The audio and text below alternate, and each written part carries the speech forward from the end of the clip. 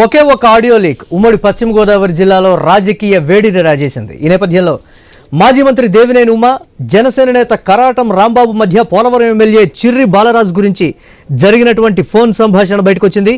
ఇది లీక్ చేశారో లేక ప్రత్యర్థులు బయటపెట్టారో కానీ పోలవరం పాలిటిక్స్లో హై టెంపరేచర్ క్రియేట్ చేసింది. ఏడాదిలో ఎమ్మెల్యే బాలరాజు 100 కోట్లు సంపాదించారన్నది దేవినేని ఉమా ఆరోపణ.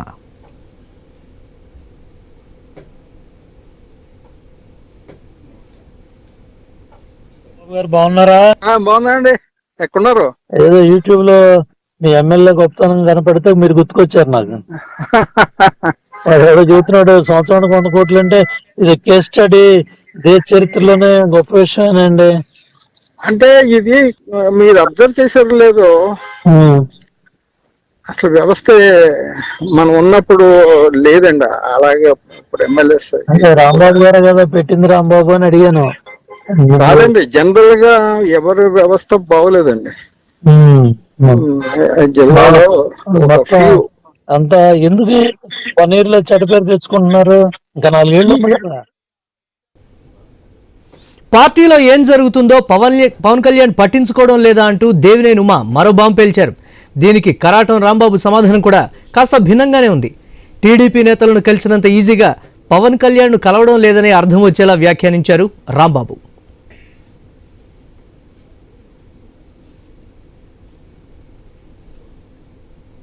కాకపోతే కంట్రోల్ చేస్తున్నా అంటే కొద్దిగా టైం ఉంది, కొద్దిగా మళ్ళీ మామూలు స్థితికి తీసుకురావాలండి. ఇప్పుడు మళ్ళీ కూటమి దెబ్బతినేస్తుందండి. ఇప్పుడు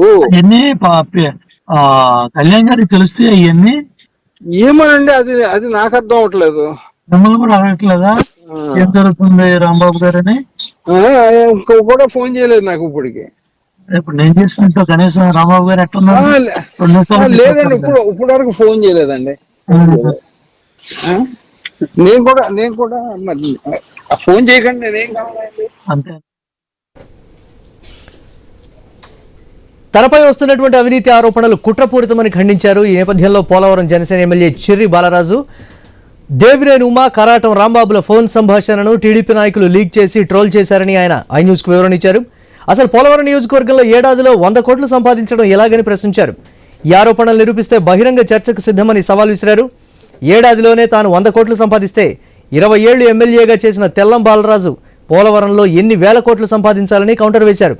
అధిష్టానం దృష్టికి ఈ విషయాన్ని తీసుకువెళ్తానని, బాధ్యులపై చర్యలు తప్పవని అంటున్న పోలవరం ఎమ్మెల్యే చిర్రి బాలరాజుతో ఐన్యూస్ ప్రతినిధి Bhargav face to face.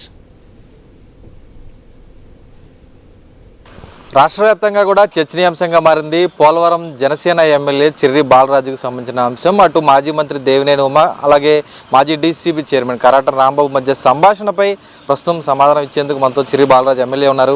Sir చెప్పండి సార్, ఏంటి మీ మీద రకరకాల బురద జల్లుతుండడం కానీ ప్రచారం కానీ జరుగుతుంది. అయితే ఇప్పటి వరకు లేని అంశం ఇప్పుడు ప్రధానంగా వీరిద్దరి సంభాషణతో బాగా హాట్ టాపిక్గా మారింది. ఎలా చూడొచ్చు ఇది? అంటే అక్కడ సంభాషణ ఏం జరిగిందనేది మనం దాని గురించి మాట్లాడుకునేటువంటి అంత అంశమేం కాదు. ఎందుకంటే వాళ్ళ అభిప్రాయాలు వాళ్ళు చెప్పుకున్నారు. తర్వాత దాన్ని ఎక్కువగా కొంతమంది మనం అంటే గిట్టని వాళ్ళు ట్రోల్ చేయడం జరుగుతుంది.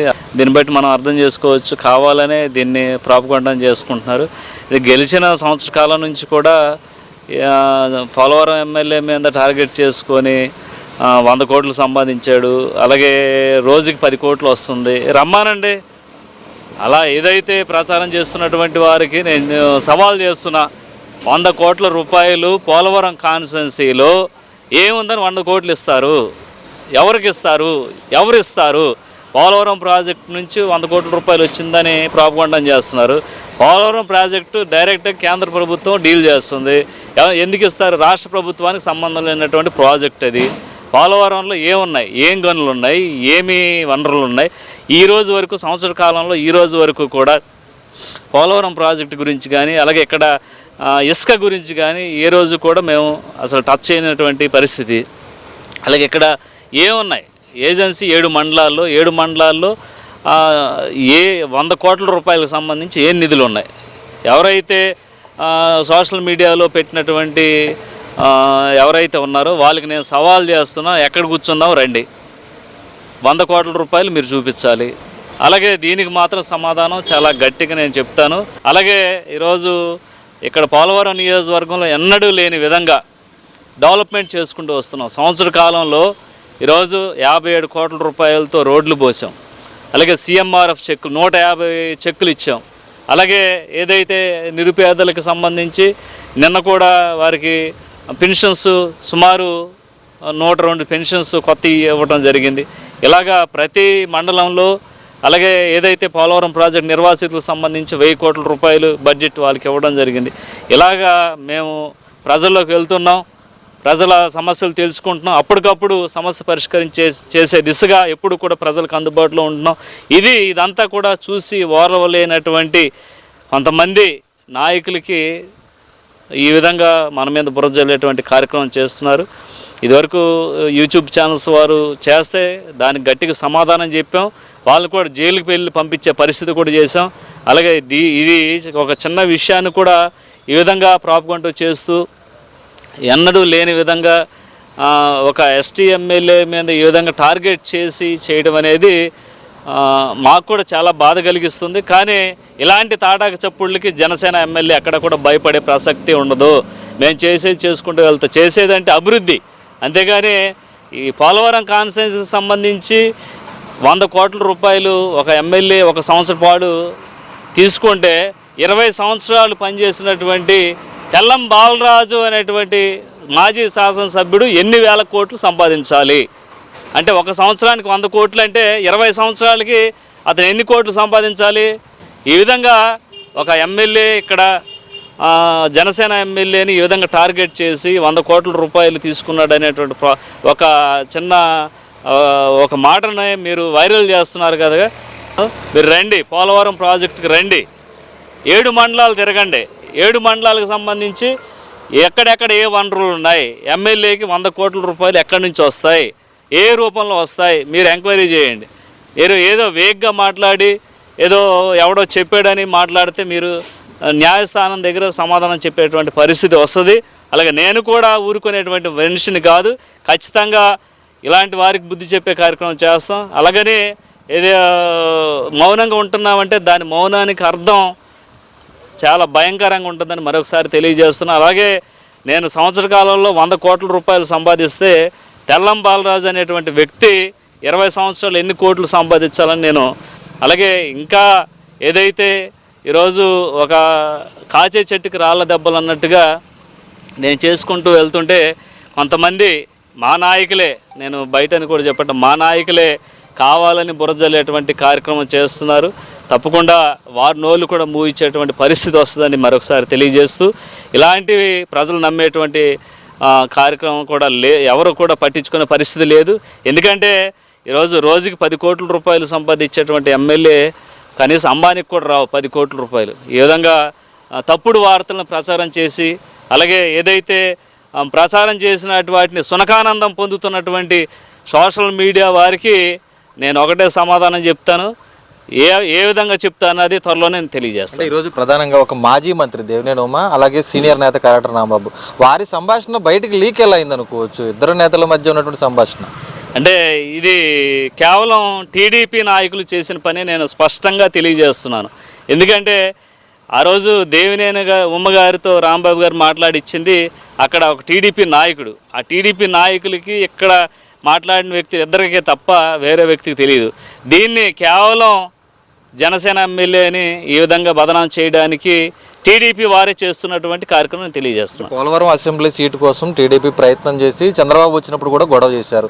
ఇటీవల జరిగిన ఏఎంసీ ప్రకటన వరకు కూడా అన్ని వివాదంగా ఉన్నాయి. వాటన్నిటికి వెనక ఇది కారణం అనుకోవచ్చా? అవును, వాస్తవం అండి. ఎందుకంటే ఇప్పుడు బాహాటంగా పోలవరం నియోజకవర్గంలో ఓపెన్గా మాట్లాడుతున్నటువంటి మాట, గతంలో 2023 ఎలక్షన్స్లో ఎవరైతే నాకు సపోర్ట్ చేయలేదో వారికి నేను పదవులు ఇవ్వనని నాయకులే స్పష్టంగా బహిరంగంగా మాట్లాడుతున్నారు. కానీ గతంలో 2023 ఎన్నికల్లో ఏదైతే ఇచ్చిన తర్వాత ఒక 2-3 నెలలు ఎలక్షన్స్ కూడా తిరగలేనటువంటి పరిస్థితి, చాలా ఇబ్బంది పెట్టేటువంటి పరిస్థితి, ఎలాగ ఓడించాలి ఎలాగ అనేటువంటి కొంతమంది నాయకులు బాహాటంగా ఓపెన్గా చెప్పినటువంటి పరిస్థితుల్లో ఈరోజు ప్రజలందరూ కూడా ఎన్డీఏ కూటమికి వత్తాసు పలికి ఈరోజు ఎన్డీఏ కూటమి గెలిపించారు. కానీ అది జీర్ణించుకోలేనటువంటి కొంతమంది నాయకులు ఈ విధంగా ప్రాపగాండా ఫస్ట్ కాడి నుంచి కూడా ఈ విధంగా చేస్తున్నారు. అధిష్టానం దీన్ని కనుక గుర్తించకపోతే జనసేన ఇక్కడ పోలవరం నియోజకవర్గంలో దీన్ని చాలా గట్టిగా ఛాలెంజ్గా తీసుకొని ముందుకెళ్లాల్సిన పరిస్థితి ఏర్పడుతుందని మరొకసారి తెలియదు. ఏ అధిష్టానం స్పందించాలంటారు? జనసేన అధిష్టానమా, టీడీపీ అధిష్టానం? అటు టీడీపీ అధిష్టానానికి ఇక్కడ ఏం జరుగుతుందనేది తెలుసు. అలాగే మా జనసేన అధిష్టానానికి కూడా మేము తెలియచేయడం జరిగింది. ఈ విధంగా ఉన్నది లేనట్టుగా లేనిది ఉన్నట్టుగా ఈరోజు ప్రాపగాండా చేస్తున్నారని మేము కూడా కంప్లైంట్ ఇవ్వడం జరిగింది. అలాగే మా టీడీపీ అధిష్టానానికి కూడా ఫస్ట్ 2 సార్లు మేము కంప్లైంట్ చేయడం జరిగింది. ఇది ఇమీడియట్లీగా ఇలాంటివి ఇక్కడ ఉన్నటువంటి నాయకులు చేస్తున్నారు, వారి మీద కఠిన చర్యలు తీసుకోకపోతే ఇది వేరేలాగా వెళ్తుందని అధిష్టానానికి మరొకసారి తెలియజేస్తుంది. పోలవరమే కాకుండా జనసేన పార్టీ ఎమ్మెల్యేలు ఉన్న ప్రతి చోట కూడా ఇటువంటి వివాదాలు జరుగుతున్నాయి. ఎందుకు అనుకోవచ్చు? మరి జనసేన పార్టీ భవిష్యత్తు ఎలా ఉండబోతుంది? అంటే ఇది స్పష్టంగా మేము అధ్యక్షుల వారికి తెలియజేస్తే దీన్ని ఆగస్టు నెలలో మేము ఒకసారి కూర్చొని మాట్లాడతామని కూడా చెప్పడం జరిగింది. కేవలం ఇది మేము కొంతవరకు దీన్ని ఓర్చుకుంటూ వస్తున్నాం. ఎందుకంటే మా 21 మంది ఎమ్మెల్యేలు కూడా ఈరోజు పవన్ కళ్యాణ్ గారి యొక్క అడుగుజాడల్లో ఆయన గీసినటువంటి గీత దాటుకోకుండా ఖచ్చితంగా మేము అలాగ నిలబడి ఉన్నాం. ఎక్కడా కూడా వేరే మాట మాట్లాడకుండా కేవలం కూటమికి సంబంధించి ఏదైనా సరే మేము దాన్ని చేసుకుంటూ వెళ్తున్నాం. కానీ అటేపు ప్రతిపక్షం అది ఏదైతే అధికార పార్టీలో ఉన్నటువంటి మిత్రపక్షం కూడా మనకు సపోర్ట్ చేయకపోతే ఇక 21 చోట్ల కూడా ఇదే పరిస్థితి ఏర్పడింది. కానీ దీన్ని ఇమీడియట్లీగా రెక్టిఫై చేయాలి. ఎందుకంటే ఈరోజు పైన పవన్ కళ్యాణ్ గారు, చంద్రబాబు నాయుడు గారు చాలా బాగున్నారు. కానీ గ్రౌండ్ లెవెల్లో కొంతమంది నాయకులు జీర్ణించుకోలేనటువంటి పరిస్థితి ఉంది. దీన్ని ఇమీడియట్లీగా అధ్యక్షులు దీని మీద చర్యలు తీసుకోవాలని మేము కోరుతున్నాం. Sir, thank you. అది చూస్తున్నాం కదా, ఈరోజు జరుగుతున్నటువంటి ప్రచారానికి సంబంధించి పూర్తిగా తెలుగుదేశం పార్టీ నాయకులే ఇటువంటి దుష్ప్రచారాలు చేస్తున్నారనేది కూడా పోలవరం ఎమ్మెల్యే చిర్రి బాలరాజు స్పష్టం చేయడం జరిగింది. అలాగే తనపై చేసినటువంటి 100 కోట్ల రూపాయల అవినీతి ఆరోపణలకు సంబంధించి ఖచ్చితంగా కూడా స్పష్టంగా కూడా తను ఒక సవాల్ విసిరినట్టు ఆయన స్పష్టం చేస్తున్నారు. సార్ చెప్పండి, ఎలా భావించవచ్చు? ఎలా అంటే ఇది ఇన్ఛార్జ్ మంత్రి నాదెండ్ల మనోహర్ కూడా ఈ జిల్లాకి ఇన్ఛార్జ్ మంత్రిగా ఉన్నారు. ఆయన దృష్టికి మీరు ఏమన్నా ఈ వ్యవహారాన్ని తీసుకెళ్ళామండి. దాన్ని ఆగస్టు నెలలో ఈ నెలలోనే మేము కూర్చొని మాట్లాడతామని కూడా ఆయన చెప్పడం జరిగింది. చాలా ఇబ్బందికరమైన పరిస్థితి ఉంది. కావాలని ఇదంతా కూడా అసలు ఎప్పుడు ఎన్నడూ లేని విధంగా ఏజెన్సీలో ఈ విధంగా ఒక లేనటువంటి పనులు కూడా ఉన్నట్టుగా ఈ విధంగా మీడియాలో ప్రచారం చేయడం అనేది చాలా తప్పుడు పని. దాన్ని ప్రోత్సహించినటువంటి వారి మీద కూడా ఖచ్చితంగా చర్యలు అనేది తీసుకుంటామని.